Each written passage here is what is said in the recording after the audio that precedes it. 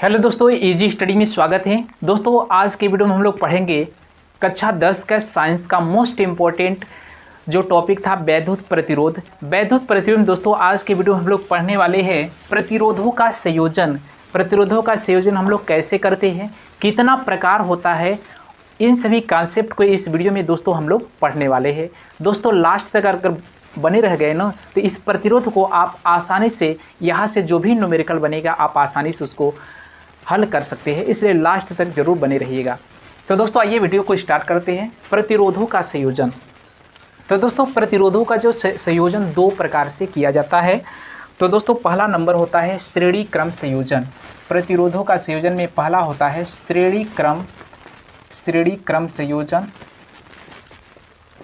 श्रेणी क्रम संयोजन यानी कि दोस्तों सीरीज कॉम्बिनेशन इसी को कहते हैं, सीरीज कॉम्बिनेशन। सीरीज कॉम्बिनेशन श्रेणी क्रम में। और दोस्तों जो दूसरा होता है समांतर क्रम संयोजन। समांतर क्रम संयोजन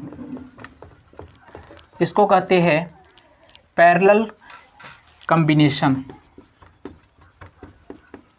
parallel combination, series combination, parallel combination दो प्रकार से किया जाता है। तो दोस्तों सबसे पहले आइए जानते हैं श्रेणी क्रम संयोजन क्या होता है। तो पहले ही पढ़ते हैं, इसके बाद हम लोग पैरेलल कॉम्बिनेशन को पढ़ेंगे। तो दोस्तों सीरीज कॉम्बिनेशन क्या होता है आइए समझते हैं।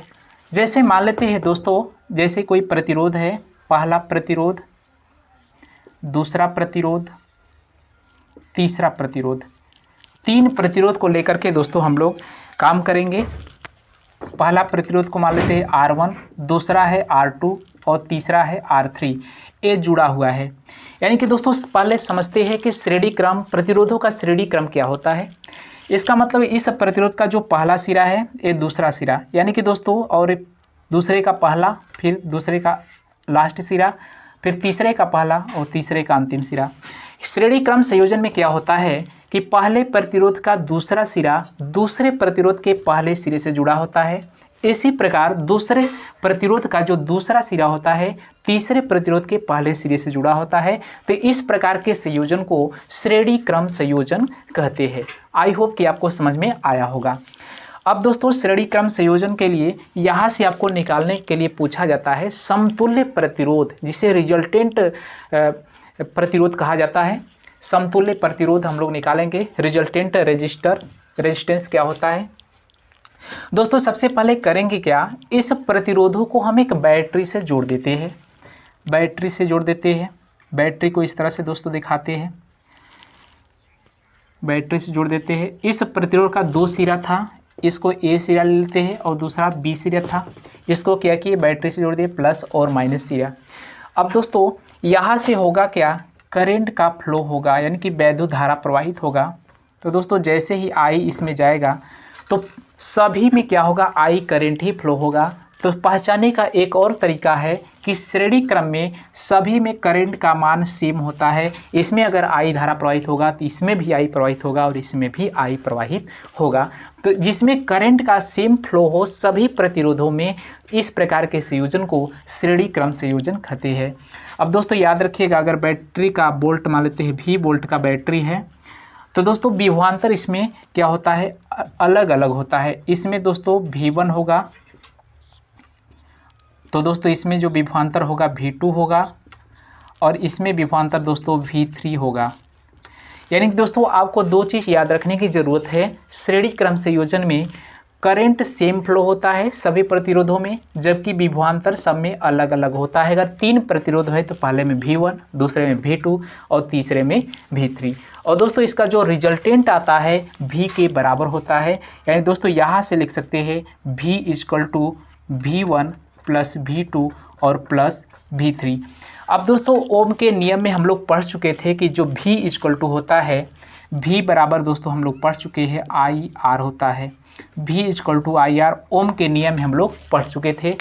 तो सबसे पहले दोस्तों V, यानी कि अगर दोस्तों इसका रिजल्टेंट निकालना चाहेंगे तो दोस्तों V के स्थान पर दोस्तों I और R रख देंगे।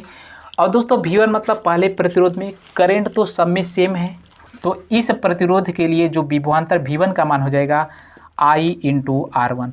I तो सेम है दोनों के लिए, और दूसरे के लिए दोस्तों I इंटू R2 दूसरे के लिए हो गया। फिर तीसरे के लिए दोस्तों I इंटू R3।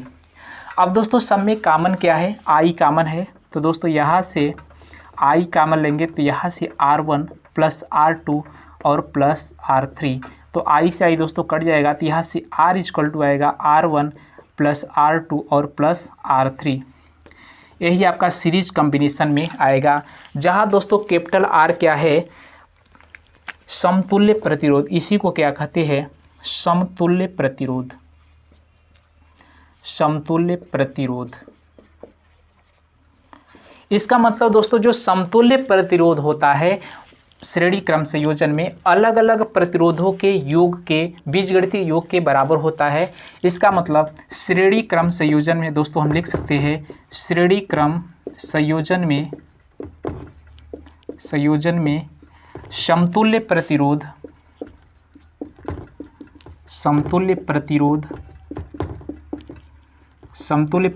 R अलग अलग प्रतिरोधों के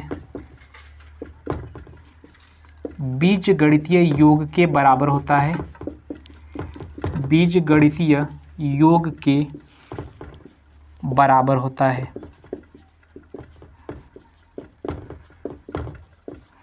इसका मतलब दोस्तों अगर जितना प्रतिरोध होगा, अगर 3 प्रतिरोध है तो R equal to R1 plus R2 R3, 4 है तो R1 plus R2 R3 R4 R5, इसी तरह से डैश डैश। तो दोस्तों यहाँ से हम लोग लिख सकते हैं R equal to R1 plus R2 plus R3 plus dash dash Rn तक, यानी कि जितना प्रतिरोध होगा उन सभी को जोड़ देंगे तो ये आपका श्रेणी क्रम संयोजन हो जाता है। श्रेणी क्रम संयोजन में दोस्तों याद रखिएगा कि सब में करंट सभी प्रतिरोध में सेम होगा और विभवांतर सब में अलग अलग होगा, तो उस क्रम को क्या कहते हैं, श्रेणी क्रम संयोजन कहते हैं। दोस्तों यही मोस्ट इम्पॉर्टेंट फार्मूला था, याद रखिएगा। अब दोस्तों इसके बाद समझते हैं समांतर क्रम संयोजन क्या होता है। यहाँ पर समझ लेते हैं समांतर क्रम संयोजन। दूसरा है समांतर क्रम संयोजन। समांतर क्रम संयोजन में दोस्तों क्या होता है, इसमें भी दोस्तों अगर 3 प्रतिरोध अगर लेंगे, पहला प्रतिरोध है और दूसरा प्रतिरोध और तीसरा प्रतिरोध, तो दोस्तों इसमें होता क्या है कि पहला प्रतिरोध, दूसरा प्रतिरोध और तीसरा प्रतिरोध, इसका R1, इसका R2 और इसको R3।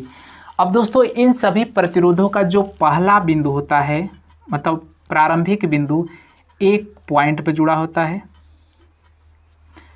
एक बिंदु पर जोड़ देते हैं, और इन सभी प्रतिरोधों का जो दूसरा सिरा होता है दूसरे सिरे पर जुड़ा होता है। यानी कि दोस्तों अगर इसको A ले लेते हैं तो इसको B ले लेते हैं। इसमें दोस्तों क्या था कि पहले प्रतिरोध का दूसरा सिरा दूसरे प्रतिरोध के पहले सिरे से जुड़ा था, दूसरा प्रतिरोध का दूसरा सिरा तीसरे प्रतिरोध के पहले सिरे से जुड़ा था। लेकिन दोस्तों इसमें क्या होता है कि पहले प्रतिरोध, दूसरे प्रतिरोध, तीसरे प्रतिरोध का जो पहला सिरा होगा किसी एक बिंदु पर होता है, तथा इन सभी प्रतिरोधों का दूसरा जो बिंदु होगा किसी अन्य बिंदु पर होता है। तो इस प्रकार के संयोजन को समांतर क्रम संयोजन कहते हैं। अब दोस्तों इन सभी दोनों सिरों को क्या करेंगे, एक बैटरी में हम लोग जोड़ देंगे, एक बैटरी में जोड़ देते हैं। अब दोस्तों यहाँ से समझते हैं ये प्लस और ये माइनस, इसका वोल्ट V है।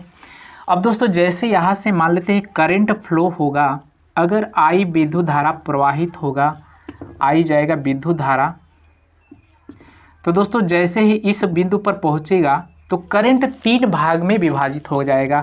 यानी कि इधर कुछ और करंट जाएगा, इधर कुछ और जाएगा, इधर कुछ और जाएगा। अगर दोस्तों इधर I1 जा रहा है, इधर I2 जा रहा है और इधर I3।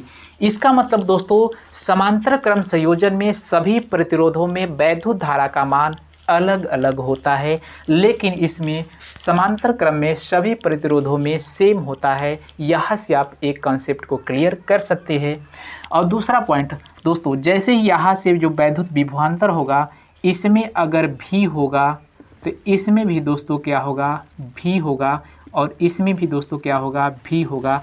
इसका मतलब समांतर क्रम संयोजन में वैद्युत विभवांतर का मान सभी प्रतिरोधों में सेम होता है, जबकि श्रेणी क्रम संयोजन में वैद्युत विभवांतर का मान अलग अलग होता है। तो इस पॉइंट को आप याद रख सकते हैं। अब दोस्तों जो अलग अलग है यानी कि I किसके बराबर होगा, I1 + I2 + I3, यानी कि जो समतुल्य करंट होगा वह सभी अलग अलग वैद्युत धारा के योग के बराबर होगा। यानी कि दोस्तों I = यहाँ से लिख सकते हैं I = I1 + I2 और प्लस I3। अब दोस्तों हम जानते हैं कि ओम के नियम से V = क्या होता है, IR होता है। ओम के नियम से हम लोग जान चुके हैं। तो दोस्तों यहाँ से अगर I बराबर निकालेंगे तो I = V/R आ जाएगा। अब दोस्तों इसी को हम लोग यूज करना है, तो I के स्थान पर दोस्तों हम लोग रख सकते हैं V/R।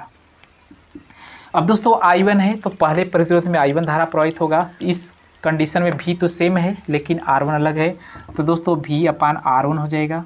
दूसरे में इसी प्रकार V/R2, तीसरे में V/R3। अब दोस्तों V/R और इसमें कॉमन क्या है, V कॉमन है, तो दोस्तों यहाँ से बचेगा 1/R1 + 1/R2 और प्लस 1/R3। अब दोस्तों V से भी कट जाएगा तो यहाँ से 1/R = 1/R1 + 1/R2 और प्लस 1/R3। यानी कि दोस्तों जो समांतर क्रम संयोजन में प्रतिरोधों का जो संयोजन होता है अलग अलग प्रतिरोधों के व्युत्क्रम के बीजगणितीय योग के बराबर होता है, लेकिन यहाँ पर अलजेब्रिक योग के बराबर होता है। तो यहाँ से दोस्तों आप लिख सकते हैं समांतर क्रम संयोजन में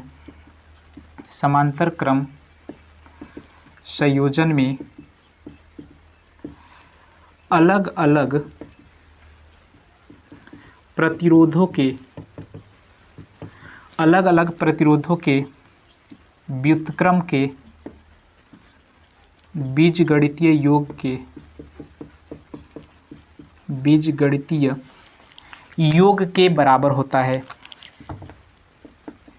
बीजगणितीय योग के बराबर होता है, आपके श्रेणी क्रम समांतर क्रम संयोजन में। तो दोस्तों दोनों क्लियर आपको हो चुका होगा कि समांतर क्रम संयोजन में करंट का मान सभी प्रतिरोधों में सेम होता है, वैद्युत विभवांतर का मान सब में अलग अलग होता है, जबकि समांतर क्रम संयोजन में सभी में करंट का मान, वैद्युत धारा का मान अलग अलग होता है, जबकि विभवांतर भी का मान सेम होता है। तो दोस्तों आई होप कि आपको बेहतरीन ढंग से समझ में आया होगा। जल्दी से स्क्रीनशॉट ले लीजिए और दोस्तों इसी तरह के वीडियो के लिए चैनल को लाइक, सब्सक्राइब, शेयर जरूर करें और कमेंट करके जरूर बताइए वीडियो आपको कैसा लगा। दोस्तों फिर मिलेंगे नेक्स्ट वीडियो में एक नेक्स्ट टॉपिक को लेकर के, तब तक के लिए जय हिंद, जय भारत।